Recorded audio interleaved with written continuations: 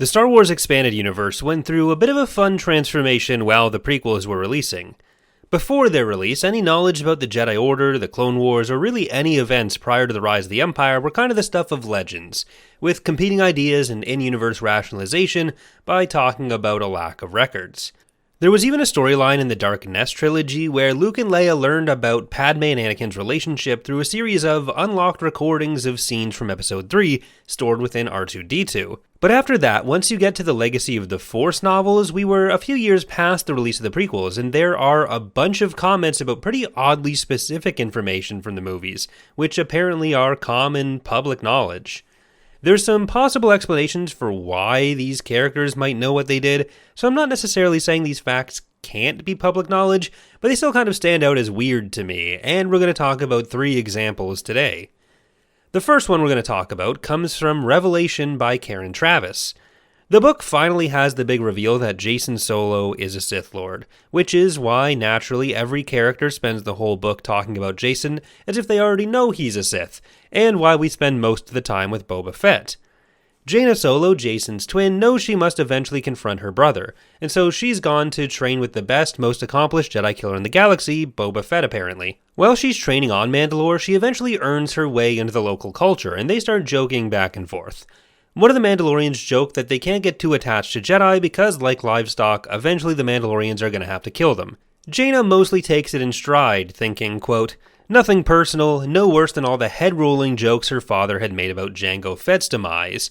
They ate heartily, totally at ease with her." So it's not super weird to me that Jango, or especially Boba Fett, would end up famous enough as bounty hunters to end up being relatively commonly known throughout the galaxy, at least being somewhat notable names if you had an interest in the field, needed somebody hunted, or were afraid of ending up hunted yourself. So it makes sense that Han would know both Boba and his dad.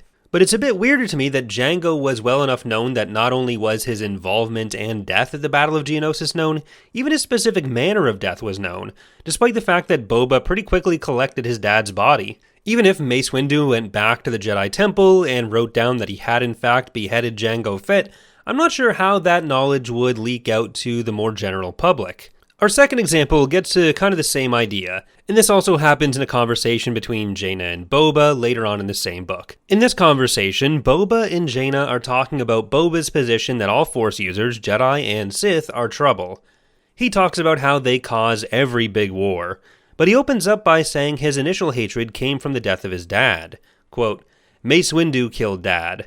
The Barv ends up taking a walk out of Palpatine's window so I don't get to blow his brains out." This one sticks out to me for 2 reasons. The first, less directly meaningful one, is that Jaina isn't especially surprised to hear that Boba's hatred started because a Jedi had killed his dad, so we could interpret that as her already knowing. We could also just interpret it as not being super relevant to the conversation they're having, even though it is specifically about Jaina wondering why Boba hates Jedi so much. What's far more explicit, though, is Boba knows Mace Windu wasn't just likely killed in the Jedi Purge. He knows that Palpatine killed him directly in his office at that point. The only direct witnesses to this would have been Palpatine himself, Vader, or voyeurs driving by and staring into the window from afar. To be fair though, there was a lot of light coming from those windows at the time, but maybe Palpatine did a Dateline interview about it after the fact. Boba worked with Vader enough, so maybe they had a nice little conversation and Vader said, "Don't worry, Palpatine got that one at some point." Boba certainly had a lot more connections within the Empire, especially to get less known information that was more of his job, so it's a bit less weird that he would know stuff, especially about his own past, compared to Han knowing this stuff. But it still seems like there's fairly narrow paths this information could have gone through to reach him. Instead, it feels a lot more like these characters are talking about the events of the movies as if everyone in the universe has seen the movies. The final bit of Boba trivia we'll be talking about that seemed weird to be common-ish knowledge to me came from the final book in the Legacy of the Force series, Invincible, once again in a conversation between Jaina and Boba. In this conversation, Boba basically says that whether Jaina or Jacen dies, he'll still have his revenge for Jacen having killed his daughter, Eileen Vel, who died under interrogation from the newly minted Sith Lord. Jaina then says, quote, "Dad's right about you. The Kaminoans did use Rancor drool to fill your veins," end quote.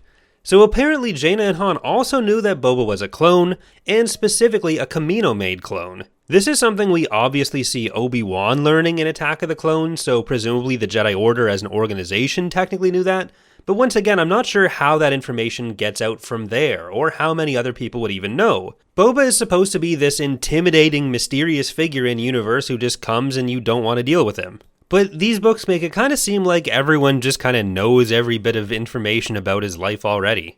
Obviously, all three of these examples come down to Han or Boba knowing something, which isn't quite the same as it being common knowledge necessarily, but for stuff that Han knows specifically about this kind of thing, it seems like it would have to go through more of the general public compared to just being things he would learn from information sources otherwise. So without the books explaining that a bit more, especially when the books are still portraying Boba as this mysterious guy, it really does feel like they are treating the characters as having seen episodes 1 through 3. Either way, that's going to do it for today. Just something that's been sticking out during my read-through of Legacy of the Force for Tapcaf transmissions. Let me know what you think about these bits of in-universe trivia in the comments. We'll be covering Invincible next week to finish the series off live here on the channel. Thanks for watching, and I hope to see you next time.